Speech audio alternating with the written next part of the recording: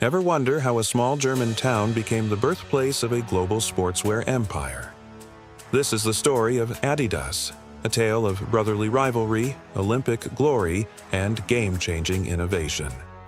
It all starts in Herzogenaurach, a sleepy Bavarian town, right after World War I. In 1924, two brothers, Adolf and Rudolf Dassler, founded the Dassler Brothers Shoe Factory in their mother's laundry room. Adolf, nicknamed Adi, was the quiet craftsman, the brains behind the shoe designs. Rudolf was the sharp-tongued salesman, the one who could sell ice to an Eskimo. Together, they were a powerhouse. Their mission was simple: create the best possible sports shoes for athletes. They started with spiked running shoes, meticulously crafted by Adi. Their big break came at the 1936 Berlin Olympics. Adi drove to the Olympic Village with a suitcase full of his spiked shoes and persuaded a young American sprinter to try them out. That sprinter was Jesse Owens. Wearing Dassler shoes, Owens won 4 gold medals, a stunning victory that put the Dassler name on the world map. Orders started flooding in from all over the globe.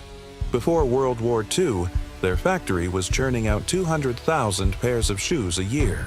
But the war changed everything. The factory was repurposed, and the brothers' relationship, already strained, began to crumble. The exact cause of their fallout is still a mystery, lost to family secrets and rumors. Some say it was a misunderstanding during an Allied bomb raid. Others point to jealousy and conflicting personalities. Whatever the reason, by 1948, the rift was irreparable. The Dassler Brothers Shoe Factory was no more. The brothers split the company assets and went their separate ways, setting up rival factories on opposite banks of the Aurach River. Rudolf founded a company he initially called Ruda, which he later changed to Puma. Adi, combining his nickname and surname, created Adidas. This split didn't just divide a family, it divided the entire town of Herzogenaurach. It became known as the town of bent necks, because people would always look down at your shoes before deciding whether to talk to you. You were either Team Adidas or Team Puma. Adi Dassler officially registered Adidas on August 18, 1949. He also registered a shoe with 3 parallel stripes, a design element that would become one of the most iconic logos in the world. The story behind the 3 stripes is fascinating. Adidas actually bought the trademark from a Finnish shoe brand called Karhu for the equivalent of about €1,600 and 2 bottles of whiskey. Best deal ever, right? Adidas's next moment of glory came during the 1954 World Cup final in Bern, Switzerland. It was West Germany versus the seemingly unbeatable Hungarian team. The match was played in a torrential downpour, turning the pitch into a muddy mess. But the German team had a secret weapon: Adidas football boots with revolutionary screw-in studs. Adi Dassler himself was on the sidelines, adjusting the studs to match the soggy conditions. This gave the German players superior grip, allowing them to pull off a miraculous 3-2 victory. The Miracle of Bern not only made West Germany world champions, but cemented Adidas' reputation as a leader in sports innovation. The whole world wanted those boots. Throughout the 50s and 60s, Adidas dominated. They expanded from shoes into apparel, introducing the iconic tracksuit in 1967, originally designed for German football legend Franz Beckenbauer. If you were a serious athlete, you wore Adidas. From Muhammad Ali in the boxing ring to Stan Smith on the tennis court, the 3 stripes were everywhere. The Stan Smith shoe, introduced in 1971, became a cultural phenomenon, one of the best-selling shoes of all time, loved by everyone from athletes to fashionistas. Then came the 70s and 80s, and the cultural landscape began to shift. It wasn't just about athletic performance anymore, it was about style. The Adidas Superstar, with its distinctive shell toe, was originally a basketball shoe, but it found a new home on the streets, adopted by pioneers of hip-hop. In 1986, the group Run DMC released their hit song, My Adidas, an anthem that celebrated their love for the brand.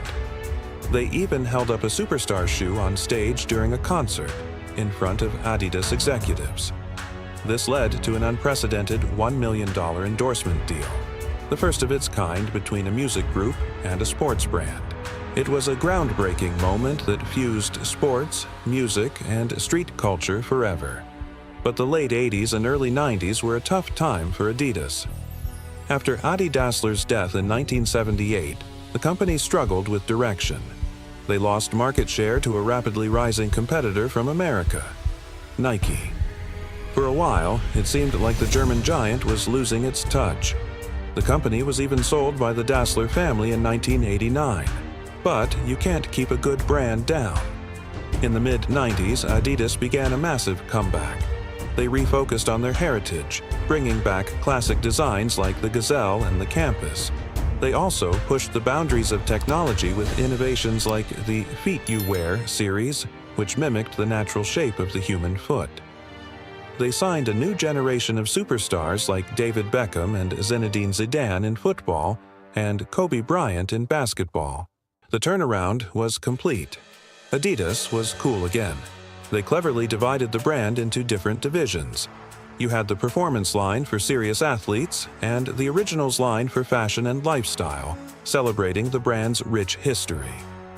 This strategy allowed them to cater to everyone, from marathon runners to streetwear enthusiasts. Entering the 21st century, Adidas continued to innovate. They launched groundbreaking technologies like the Boost cushioning system in 2013, which completely changed the running shoe game with its incredible energy return. And they forged some of the most influential collaborations in the industry. The partnership with fashion designer Yohji Yamamoto created the Y3 line, a fusion of high fashion and sportswear. And of course, there's Kanye West. The Adidas Yeezy collaboration, which began in 2015, was a cultural earthquake. The limited edition releases created unprecedented levels of hype, with shoes selling out in seconds and fetching astronomical prices on the resale market. It elevated Adidas to a new level of cultural relevance and commercial success, proving they could once again compete at the very top. Today, Adidas is a global powerhouse, the second largest sportswear manufacturer in the world. From a humble laundry room in a small German town, it has grown into a multi-billion-dollar empire with its 3 stripes recognized in every corner of the globe.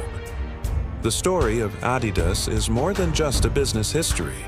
It's a family drama, a story of innovation, a reflection of cultural shifts, and a testament to the enduring power of a great brand. It shows how a simple idea, to make athletes better, can change the world. So next time you lace up a pair of superstars or feel the bounce of a Boost sole, remember the journey. Remember the 2 brothers in their laundry room, Jesse Owens flying down the track, the miracle of Burn, and Run DMC holding a sneaker high. It's all part of the legacy of the 3 stripes.